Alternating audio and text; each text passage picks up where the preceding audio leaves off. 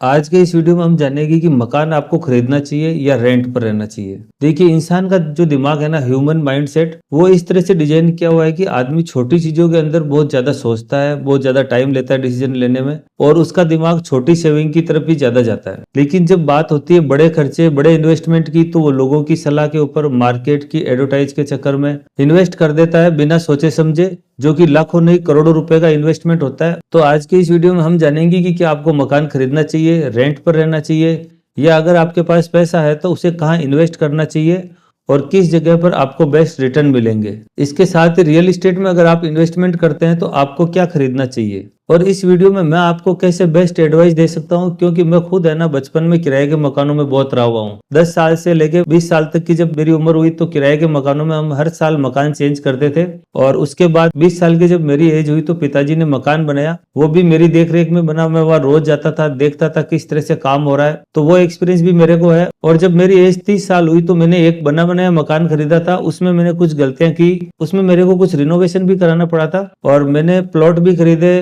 Flat भी खरीदे, villa भी खरीदा, कॉमर्शियल लैंड भी खरीदी, और इसके साथ ही एग्रीकल्चर लैंड भी मैंने खरीदी। इस एक्सपीरियंस के आधार पर मैं आपके साथ शेयर करूंगा कि मेरा क्या एक्सपीरियंस रहा, और उस हिसाब से आप भी अपना फ्यूचर का डिसीजन ले सकते हैं। जो मेरी एडवाइस रहेगी वो रियल रहेगी। आपको एक्सेल पर बताने वाले यूट्यूब पर बहुत मिल जाएंगे जो बताएंगे कि इतना % इंटरेस्ट लगेगा, ये लगेगा, लेकिन रियल जो नॉलेज है वो इस वीडियो में मिलने वाली है, और जमीन से जुड़ी हुई और रियल और प्रैक्टिकल एडवाइस आपके लिए रहेगी। आगे की वीडियो में आपको कंप्लीट क्लियरिटी मिलने वाली है कि आपको कहाँ इन्वेस्टमेंट करना चाहिए। तो चलिए वीडियो की शुरुआत करते हैं। आमतौर पर अगर इंडिया का कॉन्सेप्ट देखें तो 35 से 40 ईयर की एज में ही आदमी रियल एस्टेट, मकान, फ्लैट, विला या खरीदने की सोचता है, क्योंकि गवर्नमेंट ने तो 18 ईयर की एज में वोट देने का राइट दे देती है। 21 साल 21 ईयर की एज में मैरिज का राइट दे देती है। एक्चुअल में उसकी जो सेविंग होती है वो 35 से 40 साल की उम्र होने के बाद ही होती है कि वो कोई प्रॉपर्टी खरीदने के बारे में सोच सके।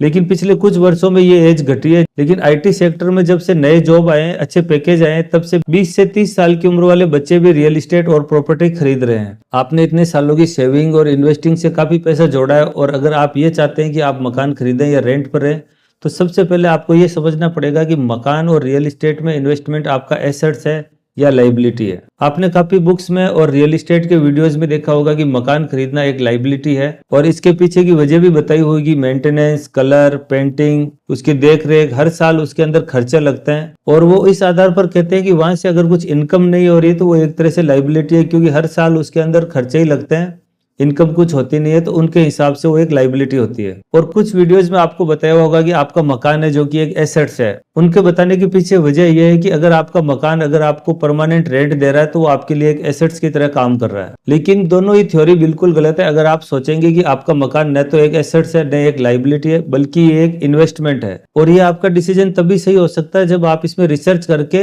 अच्छा डिसीजन लें और एक अच्छी प्रॉपर्टी खरीदें। क्योंकि बिना किसी प्लानिंग के, रिसर्च के, अगर आपने जल्दीबाजी में रियल एस्टेट के अंदर इन्वेस्टमेंट कर दिया तो फ्यूचर में ये आपको पीस ऑफ माइंड, शांति की जगह स्ट्रेस ही देने वाला है। तो इसलिए कुछ बातों का आपको ध्यान रखना चाहिए। इस तरह आपके पास रेजिडेंशियल प्रॉपर्टी में इन्वेस्टमेंट करने के लिए दो तरीके अवेलेबल रहते हैं, फ्लैट और प्लॉट। अब बात करें कि एक आम इंसान मकान खरीदता क्यों है, तो उनके पीछे सबसे पहले जो उसका रिक्वायरमेंट होता है वो सिक्योरिटी यानी कि सुरक्षा। नंबर 2 पर आता है फैसिलिटीज। नंबर 3 पर एरिया, लोकेशन, उसके नेबरहुड में कैसे लोग रह रहे हैं। नंबर 4 पर आता है रिटर्न ऑफ इन्वेस्टमेंट, जिसे ROI कहा जाता है। अगर आपको यहाँ तक क्लैरिटी आ गई है तो आपके आगे पैसे बहुत बचने वाले हैं। अब अपन आगे जानेंगे कि जो आपके 5 रिक्वायरमेंट है वो कौन सी प्रॉपर्टी में आपके सॉल्व होते हैं। बात करें सिक्योरिटी की तो वो आपको फ्लैट के अंदर ज्यादा मिलेगी।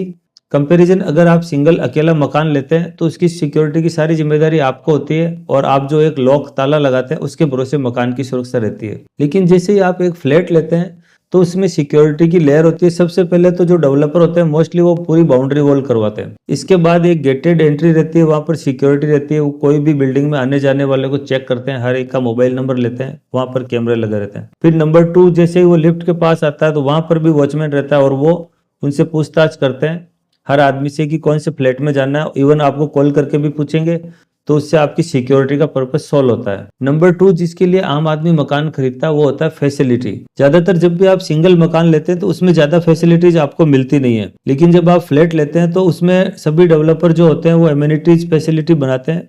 उनमें swimming pool, gym, club house, restaurant, yoga park, badminton, jogging track, garden, ये सारी फैसिलिटी मिलती है। किड्स प्ले एरिया, इसके साथ ही आपको बहुत सी फैसिलिटी मिलती है। इस तरह अगर बात करें सुविधाओं की, तो आपको फ्लैट के अंदर नंबर 2 का पर्पज जो फैसिलिटी चाहिए वो भी मिल जाती है। अब नंबर 3 पर जो होता है स्क्वायर फीट एरिया, तो स्क्वायर फीट एरिया की बात करें तो जब भी आप मकान लेंगे तो उसकी कॉस्ट नेचुरली ज्यादा आएगी, क्योंकि जमीन हमेशा महंगी होती है और उसकी कॉस्ट को बिल्डर लोग ऐसे बचाते हैं कि वो उसके ऊपर हाइट्स की हाई राइज बिल्डिंग बनाते हैं।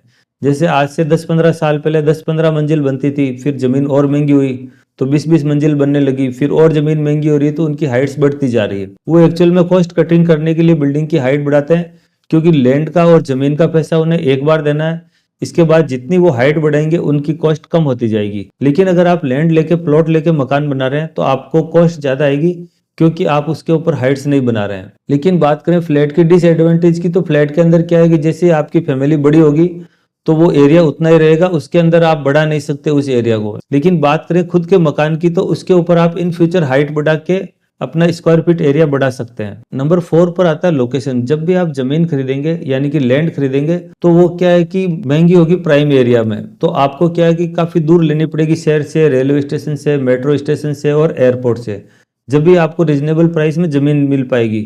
क्योंकि जो प्राइम एरिया होंगे वहां पर हाई राइज बिल्डिंग बन रही है, तो वहां पर आपको जमीन मिलना बहुत मुश्किल रहेगा। तो इसलिए आपकी जो लोकेशन होगी मोस्टली ज्यादातर हो सकता है वो इन फैसिलिटी से दूर रहे। लेकिन जो डेवलपर होते हैं, फ्लैट बनाते हैं, वो महंगी जमीन भी खरीद लेते हैं और उसकी कॉस्ट को कवर करते हैं बिल्डिंग की हाइट बढ़ाकर। इसलिए जो लोकेशन होगी वो फ्लैट की आपको प्राइम लोकेशन पर मिलने के चांसेस रहेंगे और आपकी सारी सुविधाएं वहां नजदीक रहेगी। अब लोकेशन के बाद नंबर 5 जो टॉपिक बचता है वो है रिटर्न ऑफ इन्वेस्टमेंट। ये सबसे महत्वपूर्ण चीज है, क्योंकि अगर आपने पैसा लगाया और उसके ऊपर आपको कुछ फायदा ही नहीं हुआ तो उस इन्वेस्टमेंट का फायदा ही क्या। बात करें अगर इन्वेस्टमेंट की, तो सबसे ज्यादा आपको इन्वेस्टमेंट मिलेगा लैंड पर। जो आपने जमीन लेके अगर मकान बनाया है या बनाया हुआ खरीदा है, उसके ऊपर आपको इन्वेस्टमेंट का अच्छा रिटर्न मिलेगा। क्योंकि फ्लैट क्या होता है कि एक तरह से कार की तरह होते हैं। जिस तरह कार की एक एज होती है, तो जैसे पुरानी होती है तो उसकी डेप्रिसिएशन होती है, फ्लैट में भी सेम वैसा ही होता है।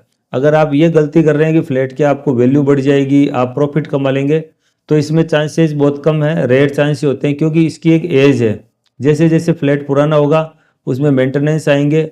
और आपने सपोज कीजिए फ्लैट लिया 25 मंजिल की बिल्डिंग के अंदर, आप सोच रहे हैं मेरा प्राइस बढ़ जाएगा, लेकिन नेक्स्ट जो प्रोजेक्ट आ रहा है आपके पास ही वो 30-35 मंजिल का लेके आ गए और उसी कॉस्ट में वो दे रहे हैं। तो जो नया इन्वेस्टर आएगा वो पुराने फ्लैट के अंदर नहीं जाएगा, वो नए प्रोजेक्ट में जाएगा, क्योंकि वहां उसे पेमेंट का भी ऑप्शन मिल रहा है, नई बिल्डिंग मिल रही है, तो हर आदमी वहां इन्वेस्टमेंट करेगा। लेकिन अगर आपने जमीन में बना बनाया मकान खरीदा या खुद बनवाया हुआ है, या अगर आपका प्लॉट है, तो उसकी क्या है कि डिमांड और सप्लाई में जो गैप रहेगा उसका फायदा आपको मिलेगा, क्योंकि जमीन हमेशा लिमिटेड है और जमीन की प्राइस हमेशा बढ़ती रहती है, क्योंकि इसकी डिमांड और सप्लाई में जो गैप है उसे कम नहीं किया जा सकता। जबकि फ्लैट्स के अंदर हाइट बढ़ाकर उसे कम किया जाता है, क्योंकि अगर आपने जमीन लेके मकान बनाया तो उसके ऊपर आपको रिटर्न ऑफ इन्वेस्टमेंट मिलेगा। और आप अपने शहर में देखते भी होंगे कि जो भी पुराने एरिया है वहां पर 2-2, 3-3 मंजिल के मकान बने हुए हैं, उस लोकेशन की इतनी वैल्यू हो गई कि उन्हें बिल्डर इतना पैसा दे रहे हैं कि वो अपने 2 मंजिल मकान से 10-15 फ्लैट खरीद सकते हैं। ये होती है लैंड में इन्वेस्टमेंट करने की पावर, और यही फायदा मिलता है जमीन का, क्योंकि जमीन क्या है कि बेशकीमती है। और वही सपोज कीजिए कि इस आदमी ने 20 साल पहले इस जगह पर फ्लैट लिया होता तो उसे रिटर्न में कुछ नहीं मिलता। तो इस तरह से 5 पर्पज में से सबसे पहले आपको यह समझने की आवश्यकता है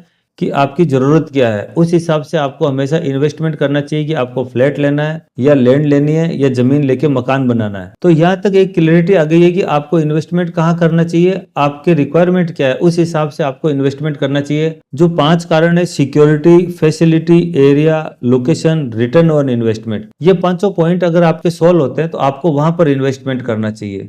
बजाय मार्केटिंग स्ट्रेटेजी और एजेंट के चक्कर में फंसकर लोग जल्दीबाजी में डिसीजन ले लेते हैं और अपनी जिंदगी भर की जमा पूंजी वहां लगा देते हैं जहां उन्हें नहीं लगानी चाहिए, और इसके बाद बचता है तो केवल पछतावा बचता है। और अब बात करते हैं लास्ट टॉपिक की कि मेरा क्या एक्सपीरियंस रहा है। देखिए, मैंने जहां पर भी इन्वेस्टमेंट करा, फ्लैट के अंदर, मकान के अंदर, प्लॉट के अंदर, कॉमर्शियल प्रॉपर्टीज में, तो मुझे जो सबसे बेस्ट रिजल्ट मिला है वो मिला है प्लॉट के अंदर। जी हाँ, बना बनाया मकान भी लिया, लेकिन उससे एक फिक्स रेंट ही आ रहा है और उसके अंदर हर साल कुछ न कुछ मेंटेनेंस जरूर लगता है। लेकिन जो प्लॉट है उसकी जो वैल्यू बढ़ी ना, वो दूसरे इन्वेस्टमेंट के मुकाबले कहीं नहीं बढ़ी। और कमर्शियल प्रॉपर्टीज में भी अच्छा रिटर्न रहा, वहां पर भी फिक्स रेंट आता है और वहाँ मेंटेनेंस बहुत कम है, क्योंकि वो एक्चुअल में सिंपल लैंड है, उसके ऊपर कुछ भी कंस्ट्रक्शन नहीं किया हुआ है और वेयर हाउस के रूप में उसे लीज पर दी हुई है, तो वहां से भी अच्छा रिटर्न आता है। फ्लैट के अंदर रिटर्न की बात करें तो ज्यादा रिटर्न तो वहां नहीं बना, लेकिन जितनी उसकी वहां से ईएमआई बनती है उतना वहां से रेंट आ जाता है और वो एक पैरेलल ग्राफ में ही चल रहा है। और रियल एस्टेट में इन्वेस्टमेंट करते हैं तो कई लोग ये कहते हैं कि अभी इस एज में आपको मकान नहीं लेना चाहिए, आपकी यहाँ जॉब सेटल नहीं है, आप दूसरे शहर में मूव हो जाओगे। ऐसी बातों में आपको बिल्कुल ध्यान नहीं देना चाहिए। सही उम्र में सही जगह इन्वेस्टमेंट कर देना चाहिए, क्योंकि अगर आपने कोई चीज खरीद ली तो हो सकता है उसका इतना किराया आ रहा है कि आप अपने दूसरे शहर में उस किराए को देख के वहां पर आराम से रह सकते हैं। ऐसा जरूरी नहीं है कि आपने इस शहर में प्रॉपर्टी खरीद ली, आप दूसरे शहर चले गए तो आपको कोई लॉस होगा। ऐसा बिल्कुल रहता नहीं है। आपने अगर खरीद ली तो आपकी प्रॉपर्टी हो गई और आपका पैसा वो सेफ और इन्वेस्ट हो गया। तो उम्मीद है यहाँ तक आपको क्लियरिटी आ गई होगी, और इसी के साथ अब वीडियो को समाप्त करते हैं। अगर आपने वीडियो यहाँ तक देख लिया तो प्लीज़ वीडियो को लाइक करें, चैनल को सब्सक्राइब करें, और रियल एस्टेट से रिलेटेड आपको कोई इन्फॉर्मेशन चाहिए तो हमारे इन नंबरों पर कॉन्टैक्ट करें, हमारी टीम आपसे कॉन्टैक्ट करेगी। Thank you for watching.